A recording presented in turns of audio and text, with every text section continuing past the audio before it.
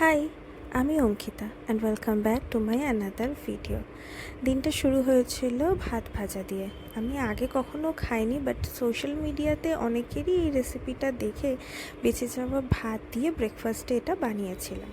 তারপর লাঞ্চে ছিল কাঁচকলা ভাজা, পেঁয়াজ পোস্ত, মিক্সড ভেজ, আমের পাতলা চাটনি আর মৌরলা মাছের ঝাল। মৌরলা মাছ সাধারণত সর্ষে দিয়েই করি, বাট সেদিনকে পেঁয়াজ রসুন দিয়ে ঝাল করেছিলাম। তো ফার্স্টেই মিক্সড ভেজ সব রকম সবজি দিয়ে ভাতটা খেয়ে দেখলাম। আর সন্ধেতে ছিল আমার খুব প্রিয় মোমো।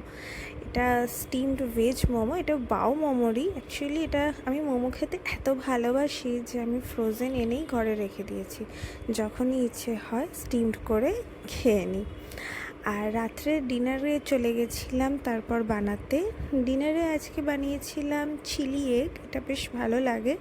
আসলে আগের দিনকের বাসন্তী পোলাও আনা হয়েছিল, ভজহরি মান্না থেকে এনেছিলাম পোলাওটা। তো 2 বক্স আনা হয়েছিল, তো একটা বক্স বেঁচে গেছিলো।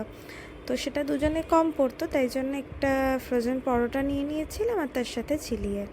By, follow for more.